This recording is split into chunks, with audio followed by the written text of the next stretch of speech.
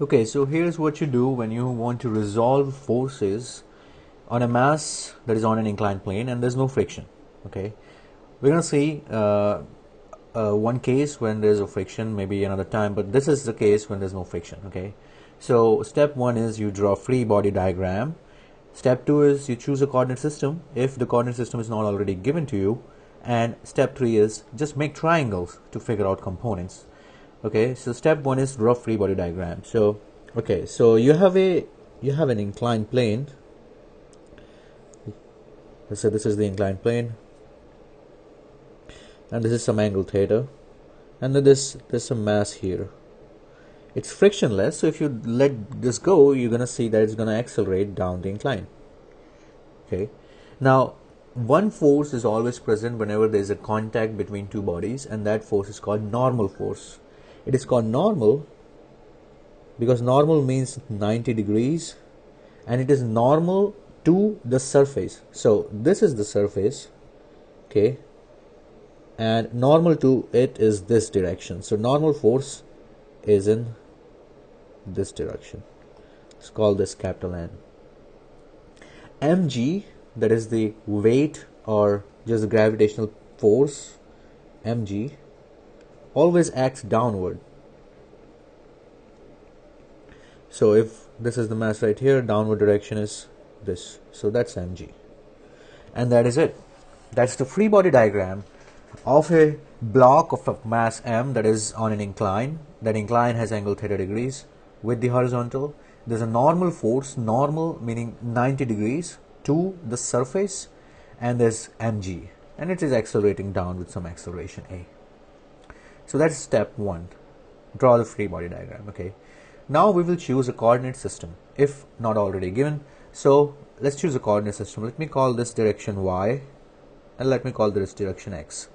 Now you can choose any coordinate system and you can orient it whichever way you like. You can rotate, and you can basically it's not necessary that the y direction of your coordinate system must be completely in the vertical direction, and x should be in completely in horizontal direction. As I have drawn here, my y direction is perpendicular to this surface. That is the surface, so that is y direction, and this direction is x, and that I have drawn here.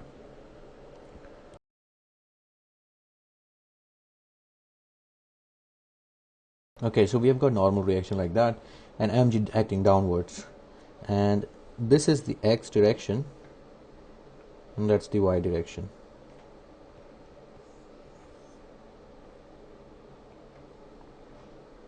Okay, so that means if I want the x component of mg, I'm really looking for this length, that's the mg's x component, and if I want the y component, I'm looking for this length, that is the y component of mg. In other words, to find the x and y component, I need to basically get this angle or this angle, because what will happen is if I get one angle, I know that this is equal to 90 degrees because this direction is the direction of surface, this is the normal reaction, and I've just extended normal reaction in the backward direction, and it makes 90 degrees with the surface. So if I have this angle or this angle, I can get the components. Alright, so let's look at this triangle right here. Just gonna copy it and paste it here. I'm going to delete a few things so that we can see everything clearly. Let me just look at mg, x and y. So that's what we have, and look at this triangle.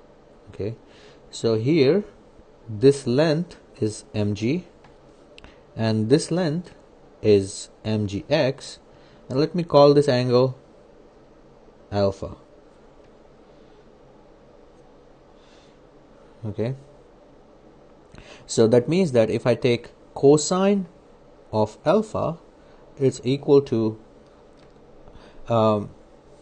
base over hypotenuse. So base is mgy and hypotenuse is mg, and that gives me that mgy the y component of mg is just mg cosine alpha. You do sine alpha and you say that this side, this side is actually same as this side. So this side is same as this side. So that means this is mgx, and now this time if you use sine alpha, you'll see that mgx is equal to mg sine alpha. So now the question is just one, and that is, what is that alpha? How does that alpha relate to the theta that is given in the problem? Well, for that you just look at this triangle. If you look at this triangle, since this is acting downwards, this makes angle 90 degrees here. And if you sum up these three angles, theta, 90 and this angle, that should be equal to 180 degrees. Okay, let me call that angle beta. So what I'm saying is,